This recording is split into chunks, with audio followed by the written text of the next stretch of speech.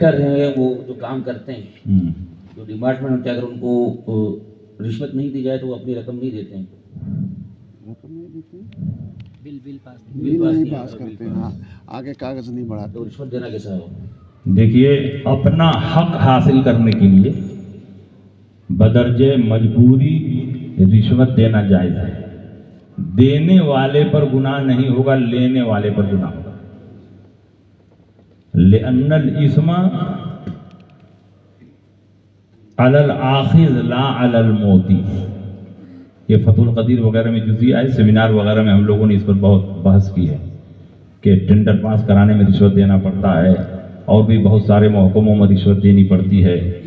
تو اس کا جواب جو آپ کو سمجھ میں آئے وہ یہ ہے کہ اپنا حق اگر ثابت ہو گیا ہو تو اس حق کے ثابت کو لینے کے لیے رشوت دینا بدرجہ مجبوری ہمارے لیے جائز ہے. گناہ ہم پر نہیں ہوگا، جو لے رہا اس پر ہوگا. اب حق کے ثابت کیسے ہوتا ہے؟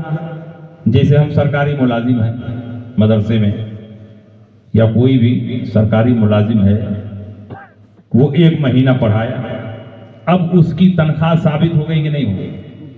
1 مہینہ جب وہ پڑھا دیا تو اس کی تنخواہ تو ثابت ہو گئی نا. ادھیکاری کہہ رہا ہے کہ جب تک 500 روپیہ نہیں دو گے فائل پر دستخط نہیں. تو اب یہاں حق کے ثابت کو لینے کے لیے ہم مجبور ہیں کہ اس کو 500 روپیہ دیں، ورنہ 1,25,000 ہماری تنخواہ کو ہو جائے. تو یہ ضرر قلیل کو ہم گوارا کر رہے ہیں نفع کثیر کے لیے، اور یہاں ہم مجبور ہیں، مجبوراً دے رہے ہیں. ہم دینے میں مجبور ہیں، ادھیکاری لینے میں مجبور نہیں ہے. وہ ادھیکاری اگر مسلمان ہے تو وہ گناہ ہوگا. اسی لیے فرمایا گیا ہے کہ گناہ دینے والے پر نہیں ہوگا، لینے والے پر ہوگا. اس لیے اپنے حق کے ثابت کو حاصل کرنے کے لیے رشوت دینا جائز ہے، اور یہ بدرجہ مجبوری ہے. آپ نے ایک زمین خریدی، رجسٹری ہو گئی، ہر طرح سے اس زمین پر آپ کا حق ثابت ہو گیا، مگر ایک ظالم اور جابر آدمی ہے، وہ اس پر قبضہ کیے ہوئے ہے، آپ کو مکان بنانے نہیں دے رہا ہے. پولیس کی ہاں آپ نے جا کر کے شکایت پیش کی، انہوں نے کہا کہ کچھ مٹھی گرم کرو تو ہم زمین خالی کرا دیتے ہیں.